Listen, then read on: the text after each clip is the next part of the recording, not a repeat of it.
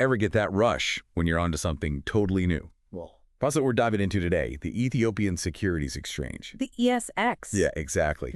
We're ditching those get-rich-quick schemes and uncovering real investment opportunities in a market that's just getting started. And it's got huge EE potential. I mean, think about it. The ESX is a whole new way for Ethiopian companies to grow. Right. And for investors like you, it's a chance to get in early on something big. Okay, I'm hooked. But let's rewind for a sec.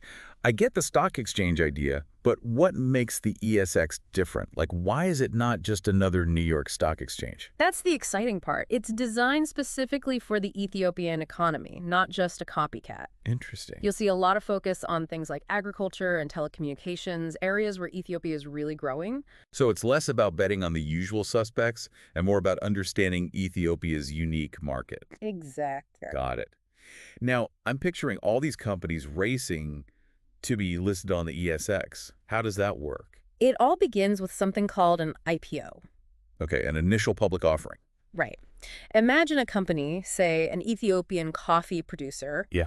wants to grow. They can offer shares of their company on the ESX, and investors can buy a piece of their success. So that's how companies get listed.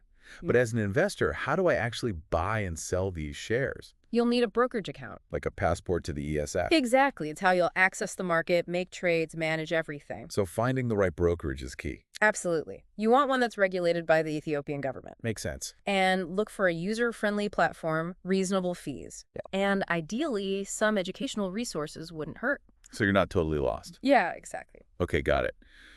So once I've got my metaphorical passport and I'm ready to explore, how do I actually start investing smart?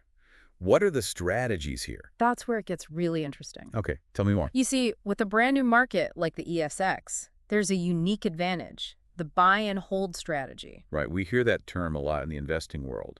What makes it particularly relevant to the ESX?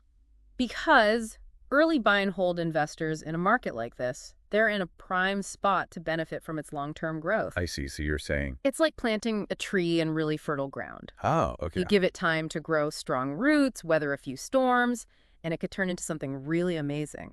I like that analogy. But with a new market, how do you know which companies are going to thrive? Which ones are those strong saplings, so to speak? You got to look for companies with strong fundamentals. Okay, so we're talking about... Remember those dividend-paying stocks we mentioned earlier? Right, those companies sharing profits with investors. Well, on the ESX, consistent dividend payments, that's a great sign of a company's stability. So a history of sharing profits is a good indicator. But that's not the whole story, is it? No, definitely not. You got to look at the bigger picture. Think about the company's growth potential. Are they in a sector that's ripe for expansion in Ethiopia, like tech or renewable energy? Interesting. Do they have a solid leadership team? What about their competitive edge? Are they innovating? Are they keeping up with the times? So it's like analyzing their game plan, really understanding their strengths and weaknesses. But let's be real for a second. Where do you even find this information? I'm picturing myself drowning in financial reports. You don't need to become a financial analyst overnight, don't worry. Okay, good. There are resources out there to help. Reputable financial websites, even the ESX itself, often provide company profiles, financial statements, analyst reports. There's help out there. Yeah. These can give you valuable insights. Okay, so let's say I've done my research, I found some promising companies, and I'm feeling good. How do I actually decide how much to invest in each one? This is where diversification comes in. Right, the classic don't put all your eggs in one basket strategy. Exactly. Even with the best investments, you never want to put all your money in one place. It's about spreading your risk, creating a safety net, especially in a dynamic market like the ESX. So don't go all in on one company, no matter how much I love their coffee. Exactly. But how do you actually diversify within the ESX? Are there enough sectors to create that balance? Absolutely. The ESX may be young, Right. but it already has a wide range of sectors. You've got agriculture, manufacturing, telecommunications. It's about strategically spreading your investments to cushion any potential blows if one sector takes a hit. Okay, diversification, I like it. Like a well-balanced breakfast, you've got your protein, your carbs, your healthy fats all working together. Yeah. But this portfolio building, it feels like an ongoing thing, right? Not just a one-time thing. You got it.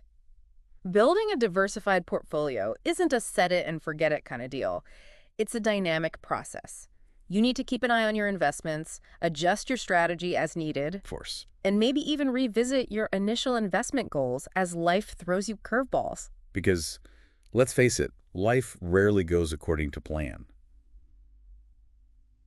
Speaking of unexpected twists and turns, we've talked a lot about the strategy side of investing. Yeah. But there's a whole other element to consider, isn't there? Oh, The absolutely. emotional roller coaster that comes with putting your money on the line. Yeah, that's a big one. So we're back, and I think it's time we talk about the elephant in the room, the emotional side of investing. Oh, yeah, it's a big one. Because let's be honest, no matter how much research you do, how perfect your strategy is, there's always that little voice, right? That voice that whispers, but what if? It gets pretty loud, especially when the market dips. Oh, tell me about it. Yeah. Suddenly, everyone's a financial expert predicting the worst. Right. How do you tune that out? How do you stay focused on the long game? Discipline. That's the key. Easier said than done. It is. It is. Remember we talked about the buy and hold strategy? Right, being in it for the long haul. Exactly. That requires a certain level of, well, zen. Zen. You got to ride those market waves. Okay, And trust that fundamentally the companies you've chosen will pull through. I get it. But even for someone like me, who's generally pretty calm, thinking about my investments taking a nosedive, it's a little unnerving. And that's completely normal. It's human nature to react emotionally to your finances. But here's the thing. Those knee-jerk reactions, they often lead to impulsive decisions.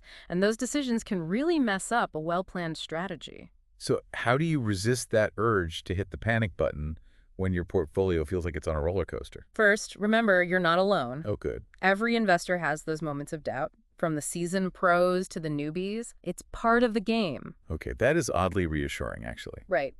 But practically speaking, there are things you can do to stay grounded when the market gets shaky. Like what? Setting stop-loss orders, for one. Hold on, break that down for me. Basically, it's an instruction you give your broker to automatically sell if a stock drops below a certain price. Oh, like a safety net. Exactly. It might not eliminate losses completely, but it helps minimize risk and, more importantly, helps you avoid those emotional decisions. What? And this might sound counterintuitive, but avoid constantly checking your portfolio. Really? Seriously, remember, we're playing the long game here. Right, right. Those daily ups and downs, just noise in the grand scheme of things. So resist the urge to refresh my brokerage app every 5 seconds. Exactly. Okay, got it. Yeah. Any other pearls of wisdom before we wrap up our ESX deep dive? Just this. Approach the ESX with optimism, but informed optimism. Okay, It's young, full of potential, but like any investment, there are risks. for sure. Do your research, choose wisely, and remember, patience and a long-term view. Those are your biggest assets. This has been eye-opening. We've covered so much ground. We have the ins and outs of the ESX, investment strategies, the psychology of it all. Who knew the stock market could be so fascinating? Right. It's a whole world. Well, until next time, happy investing, everyone.